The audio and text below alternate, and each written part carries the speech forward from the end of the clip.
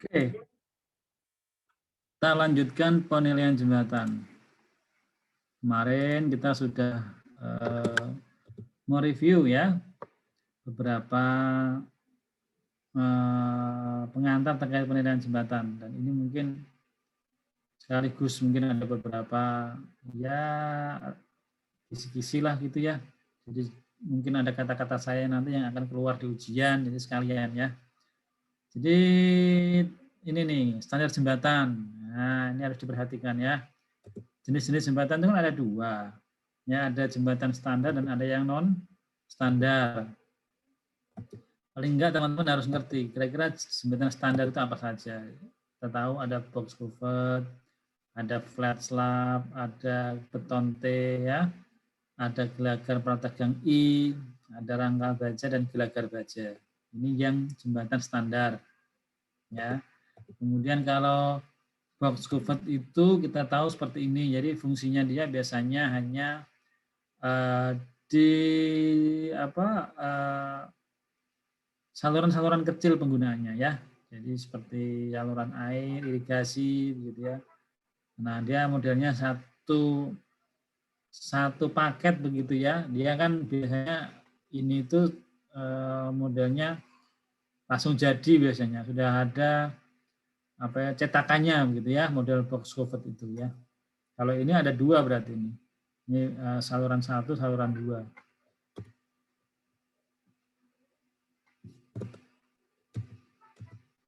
Kemudian kalau model flat slab, nah model begini ya. Gelagar beton T kemarin sudah kita diskusikan, kemudian prategang I, rangka baja. Nah, kemudian kalau rangka baja ini yang memang kemarin sempat ditanyakan, Pak ini konstruksinya kok kayak double begitu ya.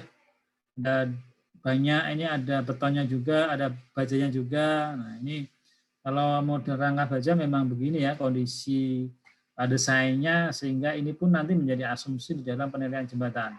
Ya, asumsi-asumsi ketika jembatan itu menggunakan rangka baja itu seperti apa, nanti kita akan lihat.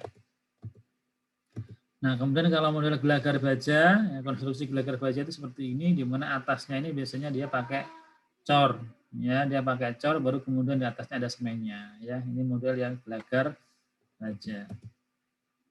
Nah, kemudian kalau yang non standar kita tahu ada pelengkung beton, pelengkung baja, box feeder, ada kabel gitu ya.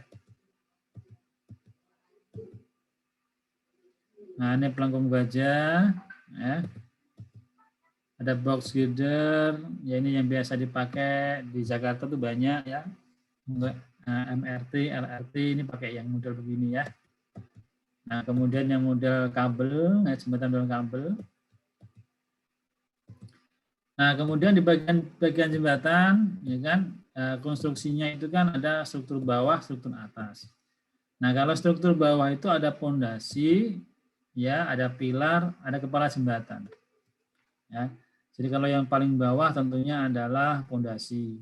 Kemudian ke atasnya lagi ada pilar, kemudian ada kepala jembatan. Struktur bagian atas ada gelagar, kemudian di atasnya ada lantai jembatannya dan bangunan-bangunan lain. Bangunan lain itu seperti trotoar, ya, tiang sandaran, sandarannya sendiri. Nah, itu bagian dari bangunan lainnya.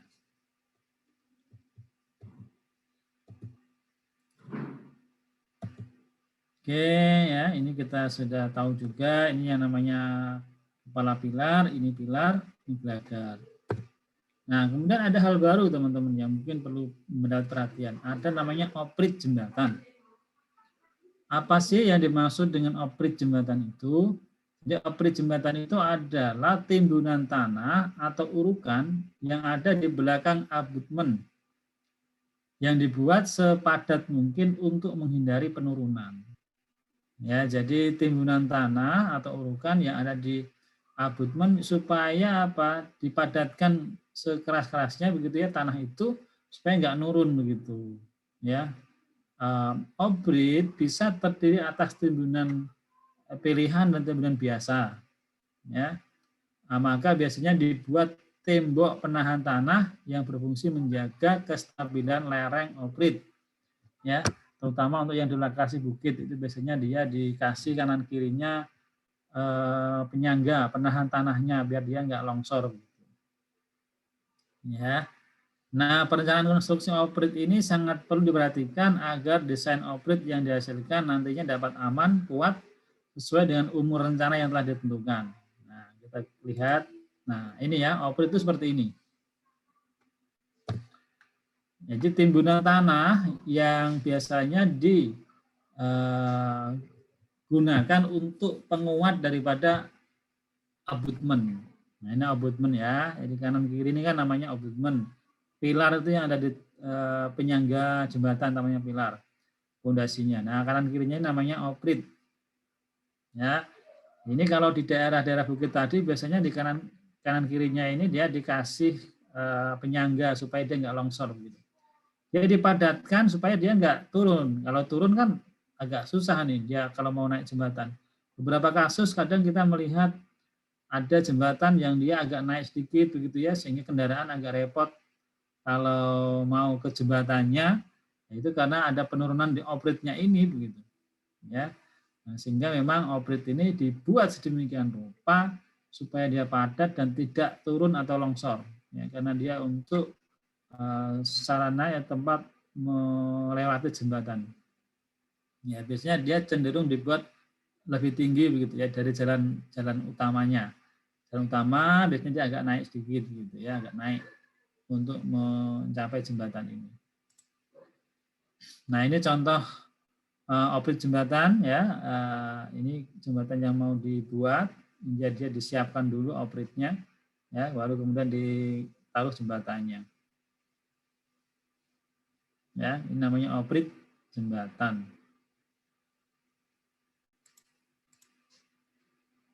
Nah, sekarang kita diskusi terkait bagaimana penilaian jembatan itu sendiri ya. Jadi tahapan penilaian jembatan tentunya diawali dengan adanya persiapan penilaian. Sebagai seorang penilai tentunya sebelum ke lapangan ada hal-hal yang harus dipersiapkan. Misalnya jika kita ada penugasan tentunya harus menyiapkan surat tugas ya.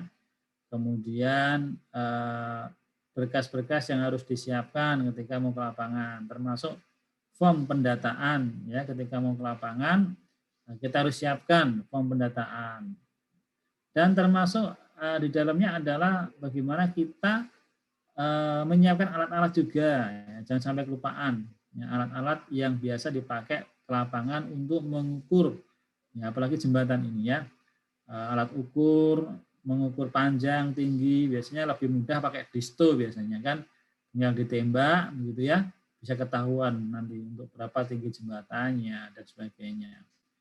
Nah, kemudian tentunya kamera. Nah, ini hal-hal yang memang biasa dipersiapkan oleh tim-tim penilai sebelum ke lapangan. Nah, kemudian pada saat ke lapangan, ya ini pemeriksaan kondisi jembatan harus dilakukan ya untuk menentukan beberapa hal yang harus dicek terkait jembatan itu. Misalnya terkait dengan konstruksi tanah di sekitarnya. Jadi untuk jembatan itu sendiri dia menggunakan konstruksi tanahnya seperti apa? Apakah dia tanah padat ataukah tanah liat gitu ya, untuk pondasinya ya, pondasinya apakah dia berada di posisi tanah padat ataukah mungkin di posisi di air. Nah, ini nanti akan sangat berpengaruh terhadap DKP jembatan yang akan kita gunakan. Nah, tentunya kita juga harus melakukan pengukuran terkait dengan tinggi pilar. Ya, tinggi pilar ini akan mempengaruhi nanti DKP jembatan kita yang kita gunakan. Kemudian juga jenis-jenis pilarnya ini kita harus identifikasi. Ini yang digunakan dalam jembatan pilarnya apa? Apakah pilar gelagar prategang 1 atau beton T ya. Nah, ini kita harus cek juga. Itu konstruksi-konstruksi yang ada di bawah jembatan yang harus dicek. Ya, jadi teman-teman kalau ngecek penilaian jembatan mau nggak mau harus ada di kolong jembatan tuh. Ya, kalau nggak di kolong ya nggak akan bisa mengidentifikasi. Kemudian kalau di atas jembatan tentunya bisa dicek bagaimana dengan panjang jembatannya, ya. Kemudian lebar jembatan, jenis aspalnya, kondisi aspal ya, termasuk trotoarnya. Nah, kemudian ada marka jalannya atau tidak, ada krepnya apa enggak, ya, termasuk kalau di samping kanan kiri itu trotoarnya itu ada sandarannya. Ya, sandaran ini terbuat dari apa? Ya, tiang sandaran dari apa? Nah, ini harus dicek. Ya, kalau terkait dengan luas tentunya dengan pengukuran, ya, panjang dan lebar jembatan, ya kan? Kemudian jumlah tiang sandaran, ya kan, itu dihitung, ya, dan kemudian bahannya dari apa, nah, termasuk juga ada sandarannya panjangnya berapa, terbuat dari apa. Jadi ini identifikasi yang harus dilakukan oleh teman-teman pada saat ada di lapangan, ya. Termasuk juga untuk mengetahui bagaimana kondisi fisik jembatan, ya, apakah sudah ada mulai kerusakan-kerusakan dan sebagainya. Ini untuk menentukan nanti besarnya penyusutan, ya, besarnya penyusutan yang harus ditentukan, yang harus kita tentukan sebelum kita melakukan penilaiannya, gitu ya. Nah, kemudian setelah kita cek kondisi di lapangan, kita tentunya akan menentukan pendekatan dan metode apa yang akan kita gunakan dalam melakukan penilaian, dan terakhir nanti kita akan membuat laporan penilaiannya. Nah, jadi ada beberapa kasus di mana kalau kita bicara barang milik negara, ada jembatan-jembatan yang dia berada di atas tanah BUMN. Ya, jadi kalau jembatan itu berada di atas tanah BUMN, di mana juga tanahnya itu harus dihitung, maka dia juga harus diperhitungkan. Jadi dilakukan penilaian terhadap tanahnya juga.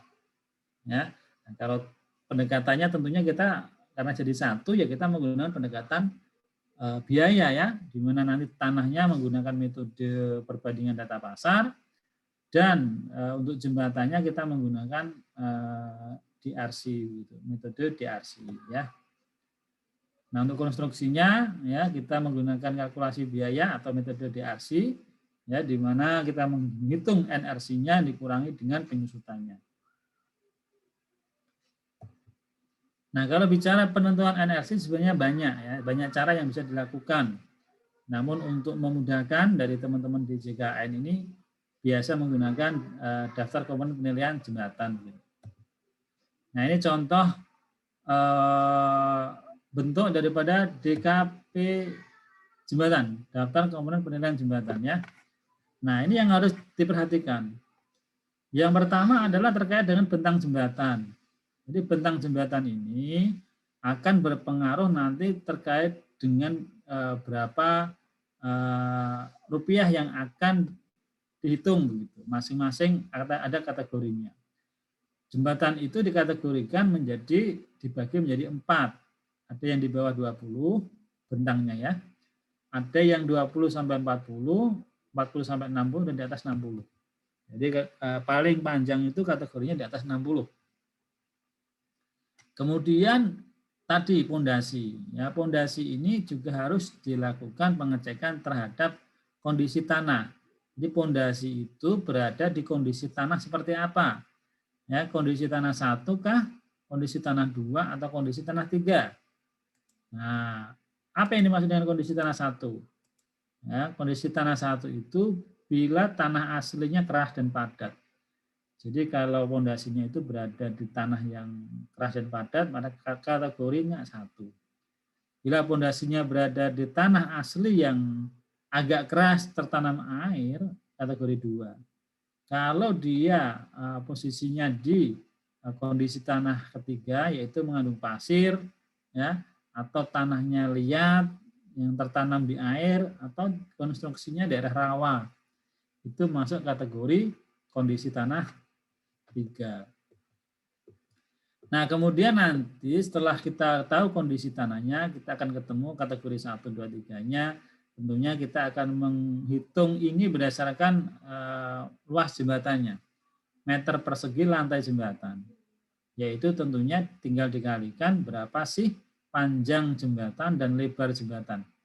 Ini berarti dari ujung ke ujung, ya. Dari ujung ke ujung. Nanti beda dengan aspal. Di sini nanti ada lapisan aspal. ya. Jadi pondasi lantai jembatan itu ngukurnya dari ujung ke ujung. Ya, dari kalau panjang berarti dari batas jembatan ke batas jembatan itu panjangnya. Kalau lebarnya tentunya ya sisi terluar dari jembatan itu yang harus diukur. Itulah masuk kategori lebar jembatan. Ya, nanti ketemulah meter persegi lantai jembatan. Nah, kemudian ya kan kita mengecek pilar tadi, pilar. Ya, pilar ini yang dicek adalah ketinggian pilarnya. Ya, jadi pilar dikategorikan menjadi 3, yang di bawah 4 meter tingginya, yang antara 4 sampai 10 meter dan di atas 10 meter. Ya, ini terkait dengan pilar. Nanti pengalinya juga meter persegi dari lantai jembatan. Nah, kemudian struktur bagian atas, tadi struktur bagian bawah ya. Struktur bagian bawah itu ada 2, yaitu lantai jembatan, pondasi dan pilar. Struktur bagian atas itu ada gelagar dan komponen lainnya. Nah, gelagar ini ya tergantung dari jenis jembatan dan panjang jembatannya tadi, ya kan, bentang jembatan. Jadi kalau jembatan box culvert, maka asumsi yang digunakan dia kurang dari 20 meter. Ya. Kalau beton slat dia maksimal 40 meter, beton T maksimal 60 meter, prategang bisa sampai di atas 60 meter. Ya. Jadi nanti bisa saja, tapi ada model jembatan itu prategang 30 meter bisa saja. Beton T 30 meter juga bisa. Tapi kalau yang maksimal tadi ya, beton T maksimal 60 ya. Demikian juga kalau gelagar, ya, gelagar ini tidak ada batasannya.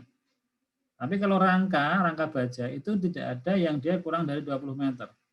Rangka baja biasanya digunakan lebih dari 20 meter. Ya. Nah, kemudian setelah kita mengidentifikasi panjang jembatannya, jenis-jenis jembatan, nah baru kemudian kita mengidentifikasi tadi komponen-komponen lainnya. Tumpuannya ada berapa buah, plat yang digunakan apakah plat lantai baja atau lantai beton, lapisan aspalnya berapa meter, sambungannya ada berapa meter, krepnya sandaran 1, sandaran 2, tiang sandaran 1, tiang sandaran 2, pipa air hujan 1, pipa air hujan 2, dan trotoar. Apa yang dimaksud dengan sandaran 1, sandaran 2? Nah, ini kategorinya akan dijelaskan. Nah, tadi kalau klasifikasi kondisi tanah sudah. Nah, kemudian ini ada sandaran 1. Jadi kalau sandaran 1 itu adalah kalau pipa. Jadi kalau sandarannya itu menggunakan pipa, maka dia sandaran 1. Kalau dia sandarannya menggunakan baja, sandaran 2. Kalau tiang sandarannya dari beton, sandaran 1, ya dihitungnya adalah jumlahnya. Ya.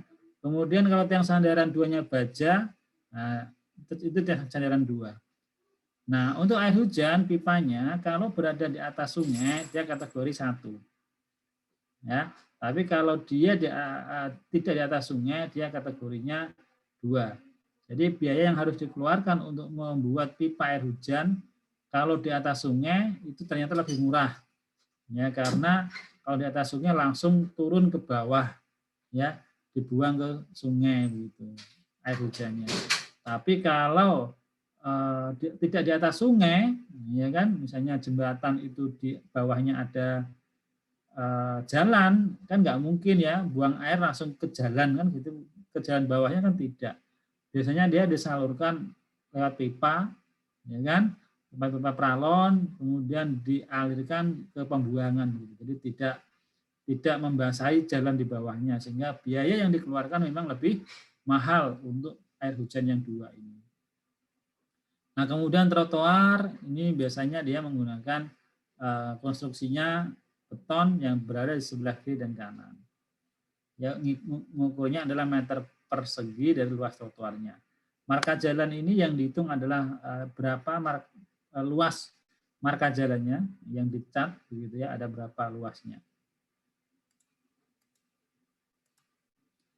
Nah, kemudian asumsi-asumsi lain yang perlu diperhatikan secara keseluruhan nih ya. Misalnya jembatan box culvert. Nah, ya kan yang tadi kita lihat box culvert itu ya gelagar itu dianggap satu ya karena dia modelnya cetakan begitu ya. Kemudian asumsi lain adalah yang di atas box culvert itu aspal saja, langsung aspal. Jadi tidak pakai lantai beton, lantai baja. Jadi dari box culvert itu di atasnya langsung dikasih aspal gitu. Jadi nanti kalau perhitungan box culvert berarti di atasnya setelah box culvert itu sendiri ya menghitung gelagarnya langsung pakai aspal ya nggak pakai lantai beton dan lantai baja. Kemudian kondisi tanahnya ada tanah satu. Ya, jadi box culvert kalau misalnya nanti di soal itu dia tidak diketahui kondisi tanahnya, maka asumsi yang digunakan oleh box culvert adalah kondisi tanah satu. Oke. Nah, kalau yang lain nanti pasti diketahui kondisi tanahnya 1, 2, 3 gitu ya. Tapi kalau box culvert karena dia diasumsikan sudah menggunakan kondisi tanah satu, maka kalau di soal tidak dijelaskan, tetap teman-teman harus ngerti bahwa box culvert kondisi tanahnya adalah tanah satu. Nah, kemudian kalau slab ya, dia tidak pakai lantai beton, jadi langsung aspal. Kalau T prategang juga demikian ya, asumsinya dia nggak pakai lagi lantai beton tapi langsung diaspal. Ya. Nah, kalau gelagar baja yang tadi saya perlihatkan, itu lantainya harus dihitung lantai beton dan dilapisi aspal. Ya, jadi gelagar bajanya dihitung, di atasnya ada lantai beton dan di atasnya lagi ada lantai aspal. Nah, kalau rangka baja, ya, lantai yang dipakai adalah lantai baja, lantai beton dan dilapisi aspal. Nah, kan tadi kita lihat kalau di gambar, ya, kemarin kan sempat juga ada yang tanya itu ya konstruksinya. Nah, jadi karena konstruksinya dia, ya kan seperti ini, maka asumsi yang dibangun juga dalam DKPB ini, ya, dia harus menghitung selain gelagarnya, ya, gelagar rangka baja dihitung, dia juga ada namanya lantai beton. Ini lantai beton. Ya. Kemudian di atas lantai beton ada lantai aspal. Ya. Jadi ada 3 tahap nih, ada 3 tahap untuk lantainya. Ya. Selain rangka gelagar baja, ya. Pertama gelagar baja dihitung, berarti kalau kita menghitung yang model rangka baja begini, tentunya adalah menghitung untuk konstruksi bawahnya adalah fondasi dan pilarnya. Kemudian untuk konstruksi atasnya itu menghitung gelagarnya, kemudian ditambah lagi dengan lantai baja, di atas lantai baja ada lantai beton, di atas lantai beton baru kemudian ada aspal. Ya, ini konstruksinya dan asumsi yang ada dalam DKPB-nya.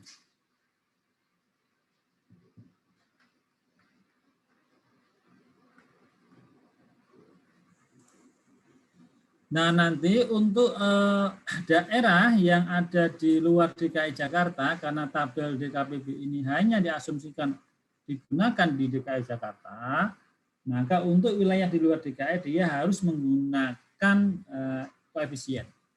Ya, koefisien luar daerah. Oke. Nah, ini tolong diperhatikan jenis-jenis komponennya ya. Ada ini lebar bentang, ya ini tiang sandaran, pipa sandaran, trotoar, krep. Ini lebar perkerasan. Lebar bentang, ya kan, yang tadi saya bilang, ukuran jembatan itu adalah lebar bentang dikalikan panjangnya. Jadi ujung ke ujung kalikan panjang, itu lebar bentang. Aspalnya ya berdasarkan yang diaspal saja, lebar perkerasan aspal kalikan panjang jembatan, ya itu cara mengukurnya. Nah ini namanya panjang bentang. Jadi ukuran jembatan berarti panjang bentang dikalikan lebar bentang, itulah ukuran jembatan. Tetapi untuk aspal tidak selalu demikian. Aspal biasanya dia ya lebar perkerasan aspal dikalikan panjang bentang, biasanya demikian. Oke. Nah, ini tolong diperhatikan. Nah, ya, tolong diperhatikan terkait dengan konstruksi jembatan dari atas. Ya, ada trotoar, ada krep, ada perkerasan aspal. Ya, kemudian di sini ada panjang sambungan. Nah, panjang sambungan ini kalau misalnya panjang sambungannya dia 6 meter berarti itu hanya satu sisi ya. Berarti total panjang sambungan itu berarti 6 ditambah 6 karena dia ada dua sisi. Nah, kemudian yang melintang namanya gelagar. Oke. Nah, ini contoh sandaran dan tiang sandaran. Nah, ini kalau terbuat dari baja, ya kan, dibaut ya, maka masuk kategori tiang sandaran 2. Kalau dia ini dari pipa, berarti masuk sandaran 1 ya, sandarannya dari pipa. Ini krep, ya, seperti Karnstein krep itu ya. Nah, kemudian penyusutan. Nah, di dalam penyusutan jembatan ini agak berbeda dengan penyusutan di dalam penilaian jalan. Kalau penilaian jalan kemarin ya tergantung dari atasannya ya, maksudnya dia pakai aspal atau pakai beton, ya kan? Dia luar kota atau dalam kota. Tetapi kalau untuk jembatan ini asumsinya adalah sama, ya. Dia menggunakan ring, ya. Menggunakan ring. Kondisi tertentu ring penyusutannya berapa. Nah, ini dibagi kategorinya menjadi 6 kondisi. Kondisi pertama ketika kita menemukan jembatan dalam keadaan yang baru tanpa kerusakan ya. Ini penyusutan 0 sampai 10%. Kemudian kalau ada sedikit kerusakan ya, maka 10 sampai 25%. Kalau ada kerusakan yang memerlukan pemantauan dan pemeliharaan pada masa yang akan datang, jadi perlu dipantau dan kemungkinan akan ada kerusakan di masa yang akan datang, 25 sampai 50. Ya. Nah, kemudian kalau kerusakannya itu diperkirakan dalam 12 bulan ini harus diperbaiki. Ya, dalam 12 bulan ke depan, nggak nyampe setahun harus diperbaiki. Itu kategorinya 3. Jadi penyusunannya 50 sampai 70. Kalau kondisinya serius, segera diperbaiki, ya 75 sampai 90. Nah, kalau jembatannya sudah runtuh, nggak berfungsi lagi, ya, bangunan atasnya runtuh, timbunan tanahnya hanyut dan sebagainya. Nah, ini kategorinya 5. Jadi penyusutannya di atas 90%, ya. Mungkin hanya tinggal rangka-rangka doang gitu misalnya kan. Nah, mungkin penyusutannya tinggal nilainya tinggal 10%, bisa seperti itu ya. Jadi ini kondisi-kondisi yang harus teman-teman perhatikan ketika menentukan besarnya penyusutan jembatan itu. Ya, ada 6 identifikasi ini. Oke, sampai di sini sebelum kita ke simulasi ada yang mau ditanyain? Silakan. Nggak ada yang tanya? Izin bertanya, Pak. Silakan. Siapa nih? Tadi kan Pak, tinggal rangka doang tadi kan yang di penyusutan berdasarkan CAP 127 tadi kan 90% Pak. Tapi kan kita harus tahu dulu NRC-nya Pak. Kalau misalkan tinggal rangka doang itu kita gimana mengetahui misalkan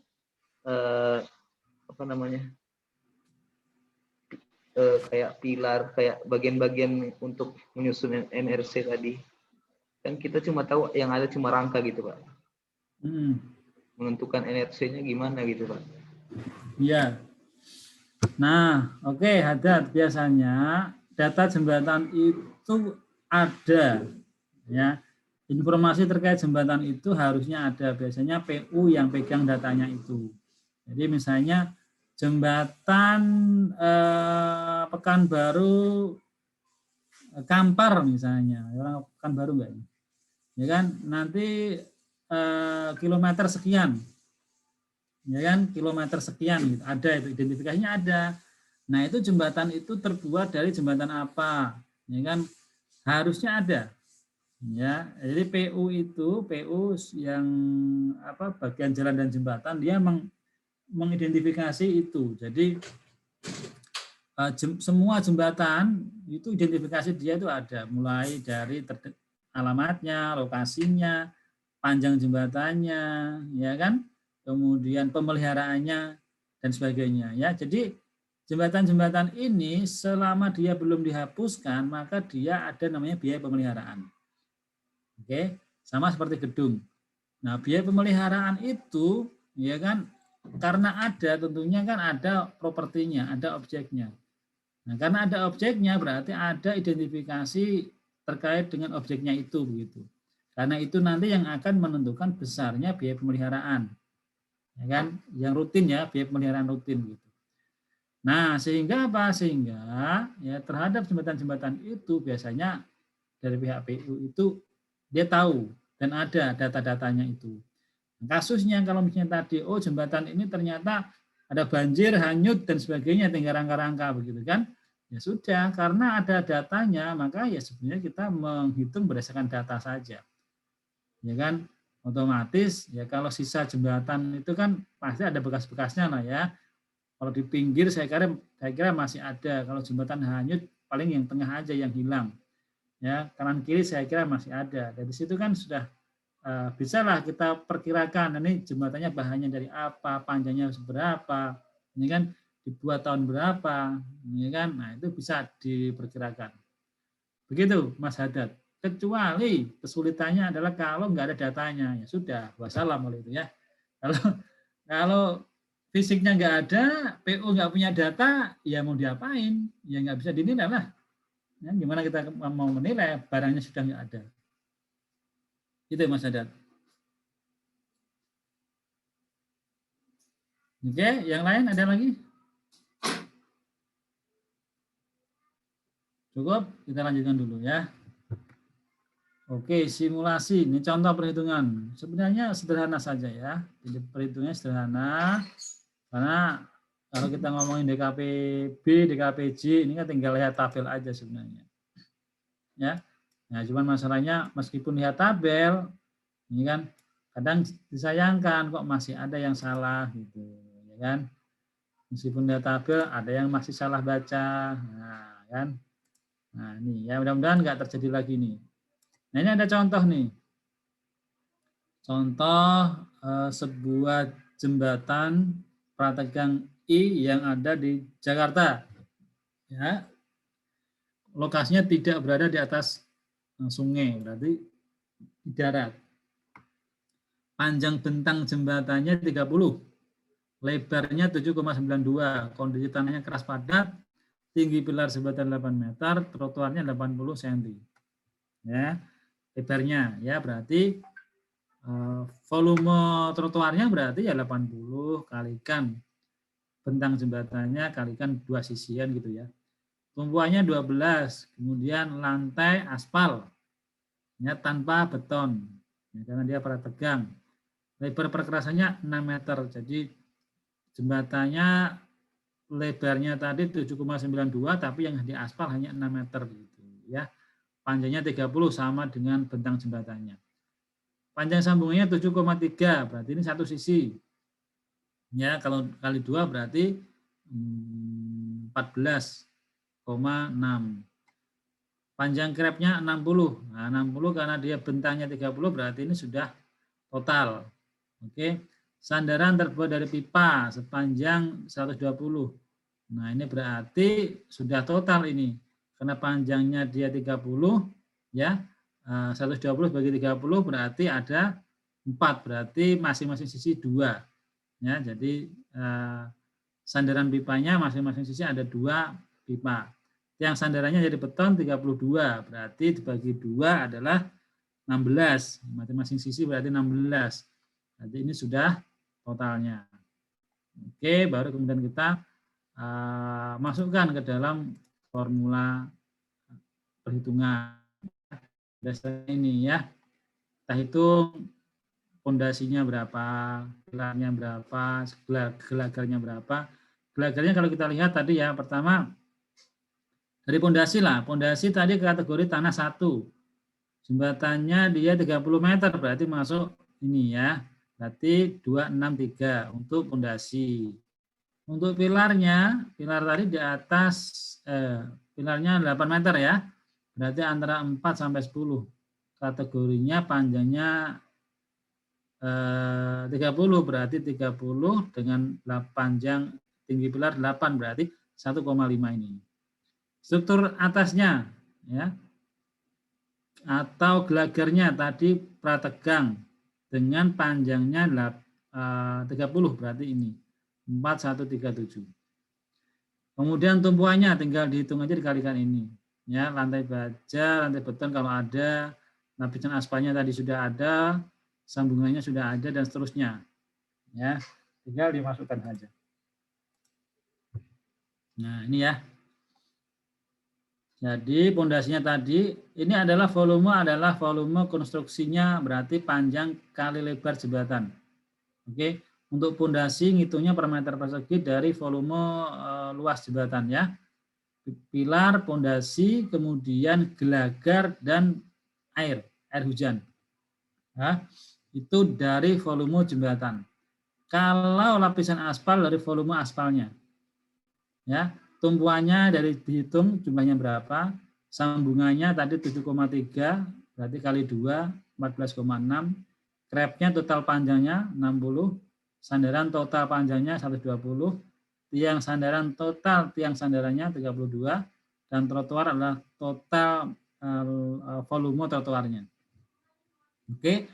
Nah, setelah dikalikan ya, kemudian ketemulah biaya langsung. Nah, biaya langsung ini kemudian dikalikan, ditambahkan dengan biaya tidak langsung.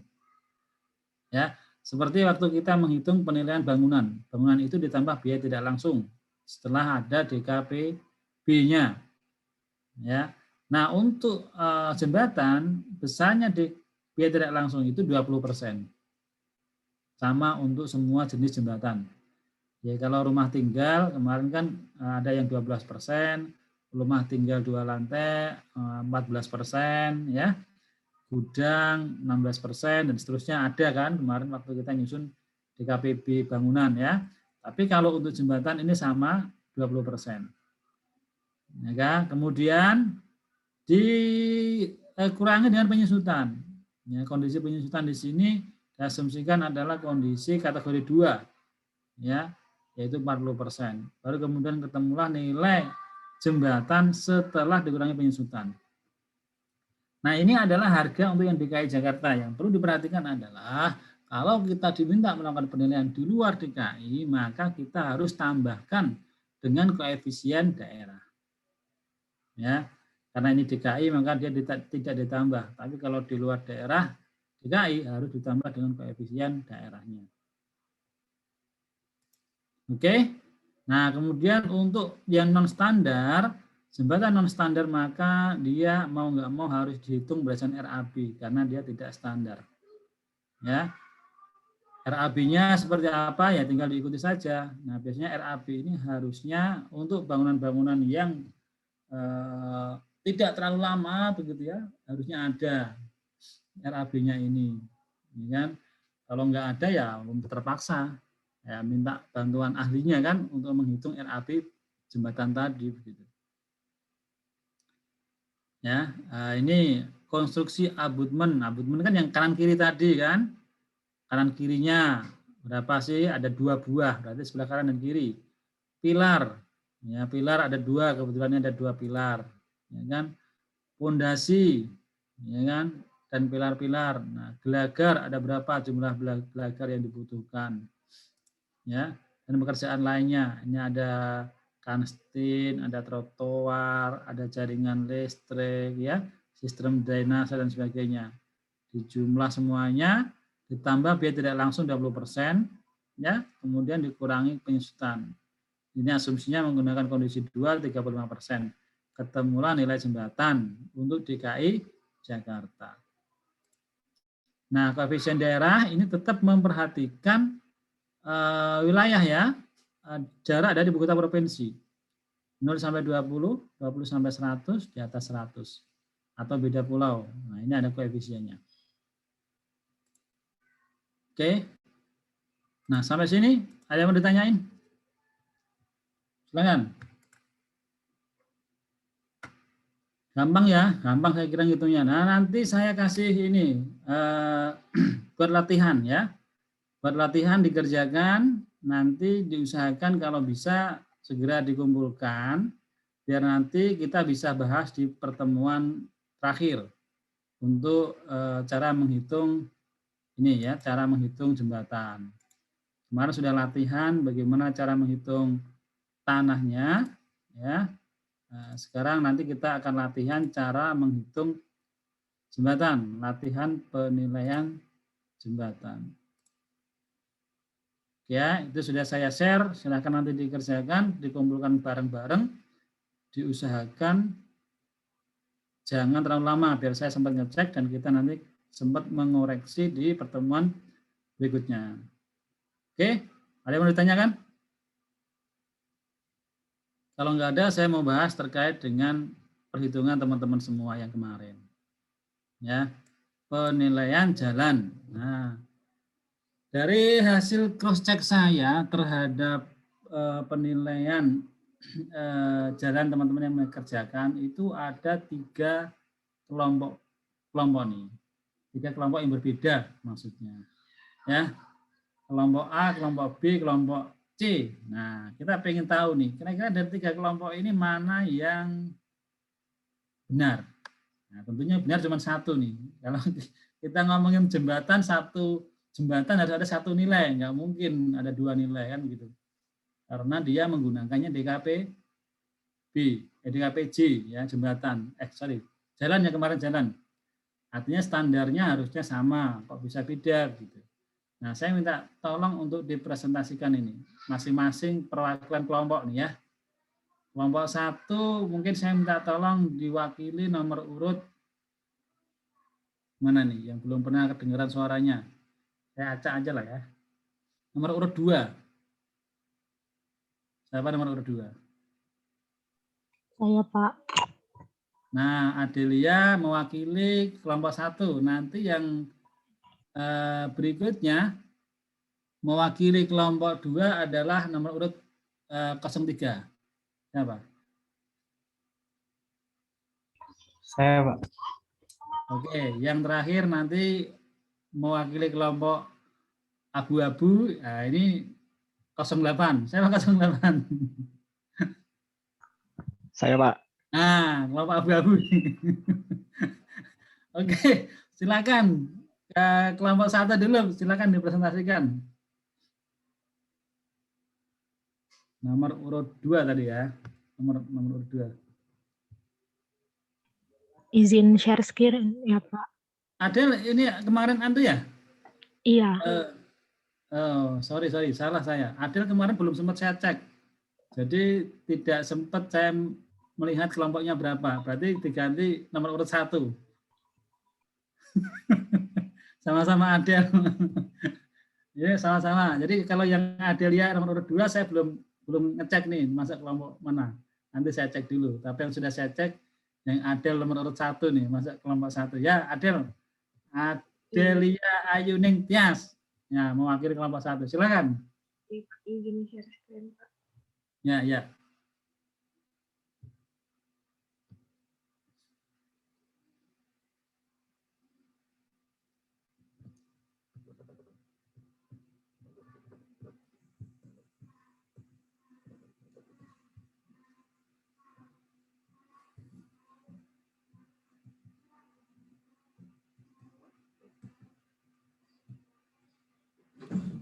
Bisa print screen nggak?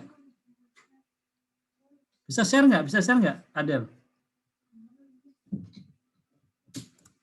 Bisa, Pak. Sebentar lagi buka file Excel-nya, Pak. Oh, bisa ya. Oke.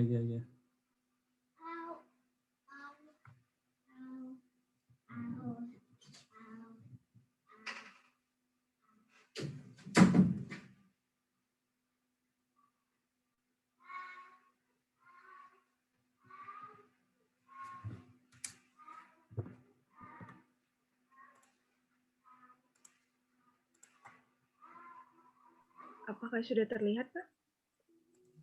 Sudah. Silakan.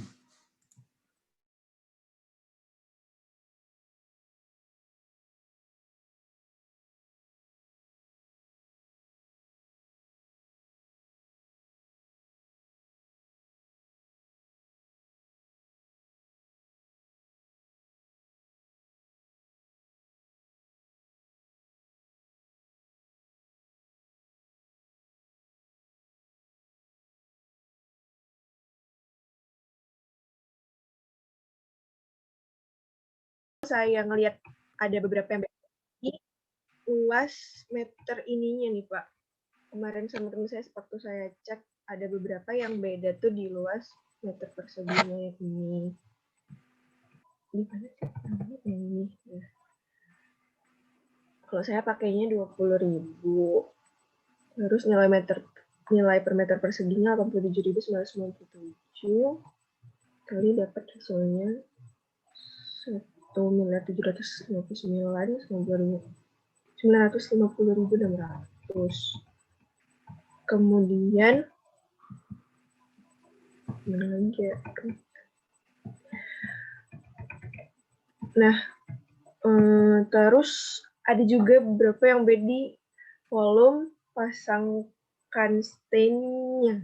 Kalau nggak salah kemarin waktu saya cek ke temen gitu, saya pakainya 2.600.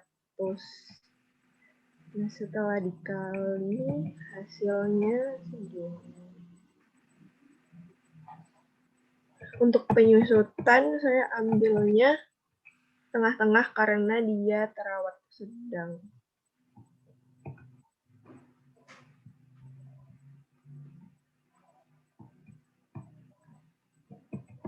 Untuk koefisien daerah di soal segini. Udah gitu sih Pak. Bingung mau jelasin. Ya, sampai sana orang belum selesai. Berapa nilai akhirnya?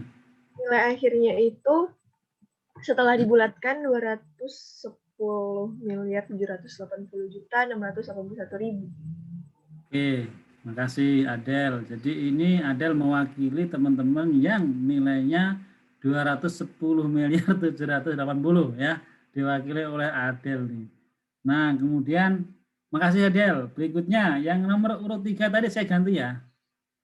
Nomor urut 3 tadi siapa? Saya, Pak. Boleh diganti nggak? Oh, nggak apa-apa, Pak. Saya kira kamu nggak Pak, harus saya Pak. Diganti Ya. nomor urut 18.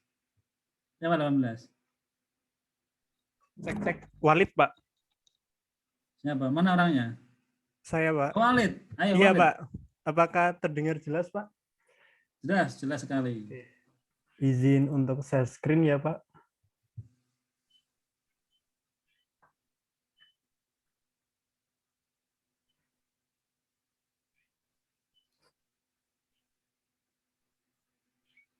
Cek. Apakah sudah terlihat, Pak? Ya, sudah. Oke. Jadi dari kemarin itu kan ada soalnya seperti ini ya, Pak. Jadi ada diketahui seperti ini, terus tabel-tabelnya juga di sini saya menggunakan tabel yang ada di PPT, Pak. Terus juga ada koefisien daerah nanti. Jadi saya mencari dari peraturan yang ada. Nah, terus di sini kan diketahui adanya itu luas aja, Pak. Jadi nggak ada panjang dan lebar. Jadi menggunakan luas yaitu sebesar 26.000. Kemudian dikalikan dengan nilai pasar tanah per meter persegi yang sudah diketahui di sini nilai tanahnya. Kemudian dikalikan baru nanti ketemu nilai pasar dari tanahnya aja. Nah, setelah kita menemukan nilai pasar tanahnya aja, baru kita mencari pekerjaan tanah dasar, di mana di sini kategorinya kan tanahnya ini baik, kemudian pondasi bawahnya juga baik, dan lapisan pondasi atasnya sesuai soal itu tidak ada. Setelah dicari dari tabel, nanti ketemu besarannya seperti ini, kemudian dijumlah, baru nanti dikalikan dengan luas yang mengalami pekerjaan tanah dasar itu tadi, yaitu sebesar 20.000, dan dikalikan sehingga menghasilkan nilai ini. Nah, setelah itu kita mencari perkerasan. Untuk perkerasannya seharusnya sama ya dengan pekerjaan tanah dasar dan lapisan pondasi, yaitu sebesar 20.000 meter persegi, kemudian dikalikan dengan nilainya per meter persegi. Nah, di sini juga diketahui dari tabel. Kemudian didapatkan jumlahnya seperti ini. Ini untuk nilai NRC-nya, kalau nggak salah. Nah, baru setelah NRC-nya didapatkan, itu kita kalikan dengan penyusutan yang ada di tabel penyusutan. Baru didapatkan nilai lapisan permukaan. Kemudian ditambahkan juga untuk komponen pelengkap, yaitu di sini diketahuinya hanya constant kalau nggak salah, dan asumsinya itu constantnya ada di dua sisi, karena di soal juga tidak diketahui. Jadinya untuk volume ini dikalikan 2 dari 1.300 meter. Kemudian ini biayanya juga didapatkan dari tabel, nanti ketemu nilai komponen pelengkap. Kemudian juga dikalikan dengan penyusutan 50%, ini juga dari tabel. Baru setelah diketahui semuanya, di sini, oh iya, nilai perkerasan juga kita cari, di sini juga dari tabel, kemudian dikalikan dengan koefisien daerah, nanti ketemu nilai perkerasan. Baru setelah semuanya didapatkan, baru dijumlah Pak, nanti ketemu jumlahnya ini sebesar 211 sekian miliar ini. Gitu Pak. Oke, terima kasih Walid. Walid Ya, Pak, sama-sama. mewakili dari 11 orang nih. Nah, ya, jadi ada 11 orang yang jawabannya sama dengan Walid, hampir 50% lah ya. Nah, kebetulan diwakili oleh Walid dalam presentasi. Saya minta Walid mempresentasikan karena saya melihatnya paling lengkap nih informasi-informasinya di soal. Coba diklik yang sheet soal, Walid. Nah, ini ya Pak. Walid menunjukkan begitu ya, menunjukkan beberapa dari mana angkanya di DKP dan sebagainya. Makanya saya minta dia mewakili dari kelompok 2. Meskipun yang lain juga hasilnya sama ya, hasilnya sama, 11 orang itu sama. Nah, sekarang terakhir kita pengen dengar yang kelompok abu-abu nih. Nah, kelompok abu-abu silakan diwakili nomor urut 8. Siapa? Izin share screen. Ya, silakan.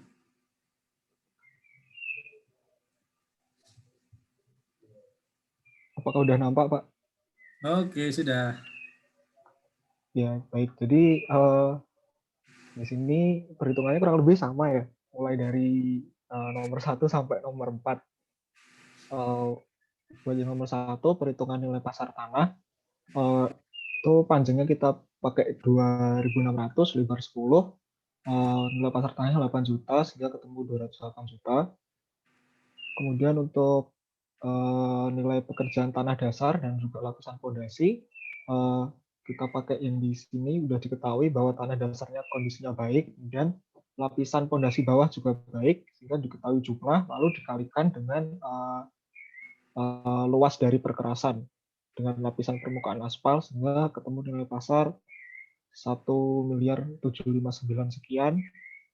Selanjutnya adalah perhitungan nilai perkerasan lapisan permukaan, yaitu tadi luasnya 20.000, lapisan permukaannya aspal, sehingga diketahui nilai penggantian barunya 1,5 miliar sekian, lalu ada penyusutan, umur efektifnya 8, sehingga persentasenya 52,26, dan nilai lapisan perkerasannya adalah 729 juta sekian.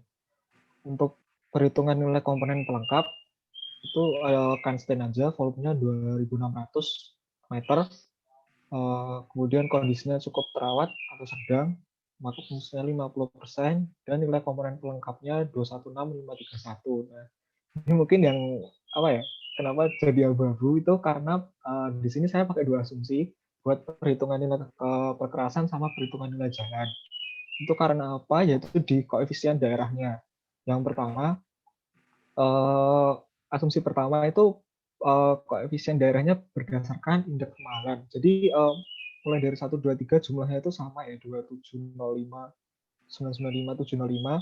Lalu yang koefisien daerah itu yang berdasarkan indeks kemahalan itu tuh ada di ini, yang ada di soal di Provinsi Sumatera Utara, yaitu 102,76.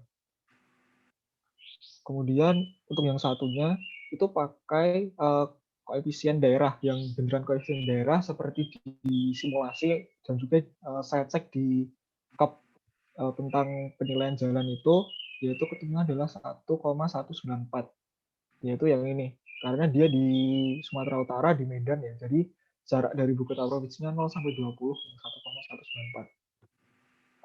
Nah, dari situ udah beda, jadi mulai nilai perkerasannya udah beda. Yang pakai indeks kemahalan tadi 2780, yang pakai koefisien daerah 32, 30. Lalu untuk perhitungan nilai jalannya, nilai pasar tanahnya sama, yang beda di nilai perkerasan. Sehingga yang pakai indeks kemahalan tadi 210, yang pakai koefisien daerah 211. Seperti itu, Pak. Oke, makasih Diwangga. Biar ditampilkan dulu. Oke ya, jadi ini ada dua pekerjaan dari kelompok pertama, kelompok 2 yang dikerjakan oleh Diwangga. Yang satu nilainya 210, kelompok 1, kelompok 2 211, ya, dan Diwangga ngerjain dua-duanya. Nah ini kalau dari sudut pandang penilaian begitu ya, jadi teman-teman kalau melakukan penilaian nggak boleh memberikan nilai sebuah properti itu dengan dua nilai. Nah ini yang jadi catatan ya. Jadi harus diputuskan, sebagai seorang penilai harus berani mengambil keputusan.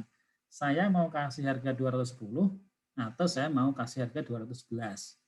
Itu aja. Jadi nilai dalam hal ini harus satu yang dipilih ya. Sehingga saya melihat kelompoknya Dewangga ini adalah kelompok yang tadi abu-abu atau ragu-ragu lah begitu ya. Ragu-ragu ini kita mau pakai yang mana ya? Nah, mau 210, mau 211 gitu ya. Nah, kalau kelompok yang 210, ya, kelompok yang 210 ini kejebak dengan indeks kemahalan. Oke, bedanya di situ ya. Jadi kalau kelompok pertama tadi yang diwakili oleh Adelia tadi, ya, terjebak dengan menggunakan indeks kemahalan 102,76. Ya, padahal di dalam DKPB ini, DKP jalan ini asumsi yang digunakan adalah dia menggunakan koefisien daerah, bukan menggunakan indeks kemahalan. Sehingga ya yang paling tepat adalah kelompok yang diwakili oleh Wahid tadi ya, yaitu menggunakan koefisien daerah 1,194. Oke.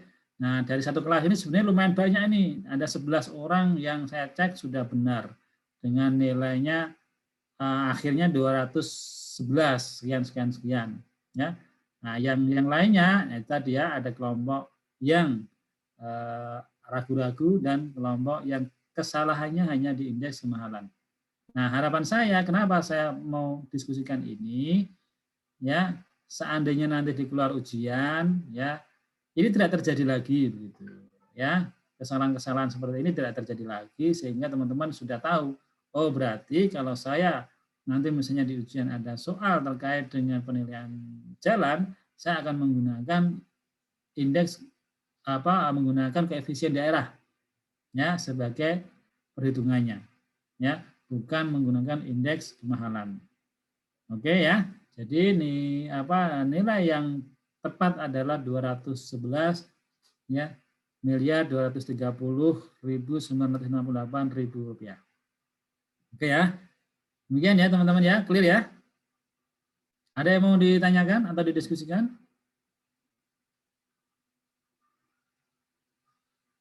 Oke, nggak ada, clear berarti ya. Ini sudah termasuk kisi-kisi loh ya. Sebentar Pak, izin Pak. Ya, monggo. Jadi saya masih bingung kapan kita menggunakan koefisien daerah itu sama kapan menggunakan kemahalan. Soalnya di soal Bapak nyantuminya ya, itu koefisien kemahalan gitu Pak. Ya, betul. Ya, kadang soal kan ada jebakan, ya kan. Nah, kalau di dalam aturan di DKPB, karena kita menggunakan DKPB, DKPJ, begitu ya, maka kita menggunakan asumsi-asumsi yang ada di dalam Perdirjen itu. Ya, di dalam Perdirjen itu dijelaskan yang untuk setiap daerah yang digunakan adalah indeks koefisien daerah yang ada di dalam Perdirjen itu, gitu. Ya, meskipun mungkin di daerah itu dia mengalami perubahan, ya, ada indeks kemahalan dan sebagainya. Indeks kemahalan ini kan akan berubah seiring dengan waktu ya, dan kemudian dasarnya juga berbagai macam sumber begitu, ya.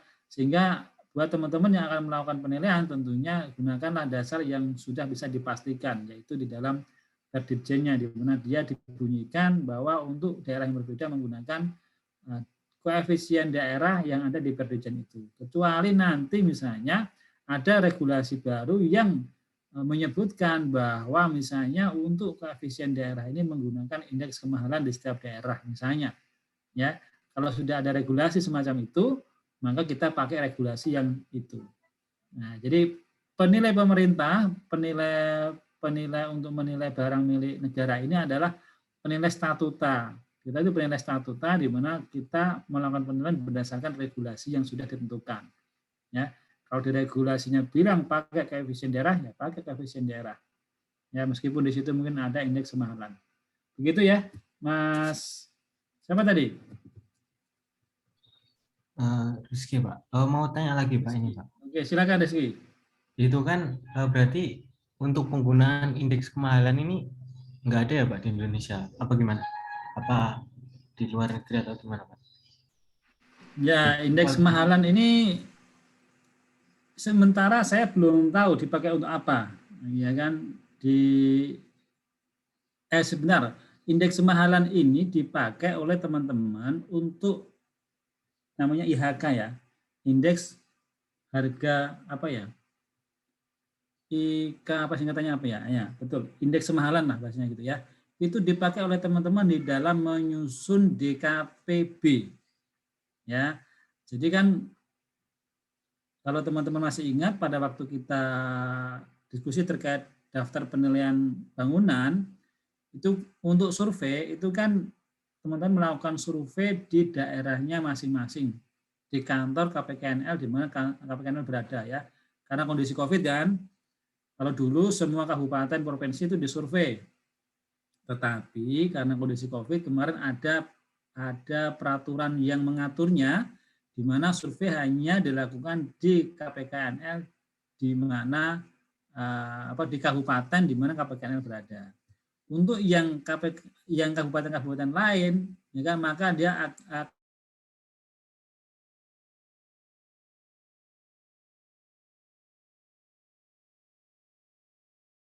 Semarang. Jadi misalnya di kota Semarang, ya kan, itu ada KPKNL Semarang, maka survei hanya untuk KPKNL untuk kota Semarang saja. Nah, kemudian untuk kabupaten-kabupaten yang di wilayah kerja KPKNL Semarang, seperti Kabupaten Kudus, Demak, itu tidak dilakukan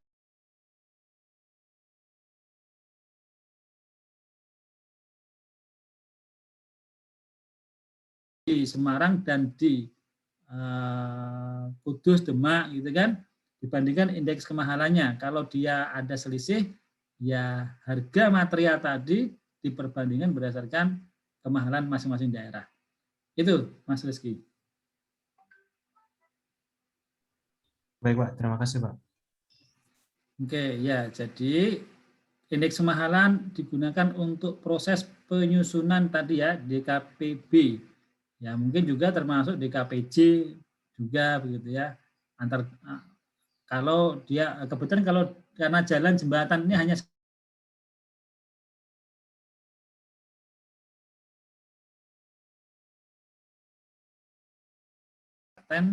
ya, maka dia memperhitungkan indeks kemahalan masing-masing daerah.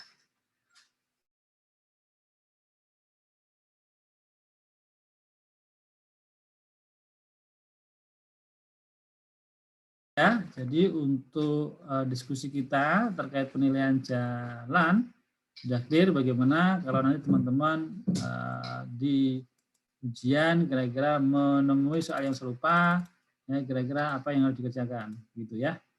Nanti silakan tadi untuk jembatannya digunakan untuk latihan, nanti kita akan coba diskusikan hasilnya di pertemuan terakhir. Nah, terakhir sebelum saya menutup, saya mau menawarkan untuk pertemuan terakhir nih. Pertemuan terakhir kan rencana kita mau presentasi nih. Ya kan? Nah, ini saya masih menawarkan teman-teman. Teman-teman mau presentasi atau mau kuis? Ya. Saya tawarkan, mau kuis apa mau presentasi? Ya, kalau pengen sekalian latihan ujian, kuis. Ya kan? Tapi kalau nggak mau ya kita presentasi. Ya kan? Nah, ini monggo saya serahkan ke teman-teman, mau pilih yang mana? Nah, kalau saat ini belum bisa memutuskan, nanti silakan didiskusikan dulu. Ya, silakan Dewangga dan teman-teman yang lain berkoordinasi dulu. Kita mau sepakat apa? Mau presentasi kah? Atau mau kuis begitu. Sehingga kalau sudah disepakati, sampaikan ke saya. Kalau bisa segera ya. Hari ini ya keputusannya ya, biar saya nanti mempersiapkan nih. Kira-kira kalau mau kuis, saya juga harus menyiapkan kira-kira kuis yang membantu teman-teman nanti di ujian seperti apa. Oke? Udah ada keputusannya, Pak. Apa keputusannya? Langsung kuis aja, Pak. Langsung kuis? Iya, nah, Pak. Ini keputusan kelas apa keputusan pihak ini, Rio nih? Keputusan kelas, Pak. Oh, kelas ya, oke lah. Saya ngikut ya. Nanti kalau ada yang komplain, silakan komplain sama Rio. Ya.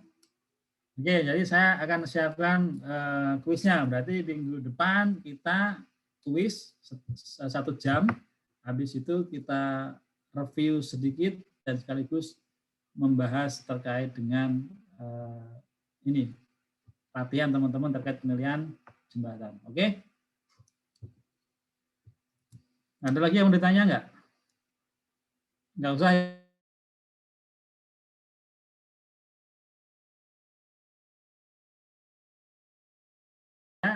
Salam sehat, dijaga kesehatan semuanya, karena teman-teman ini di ujung-ujung nih, ya kan?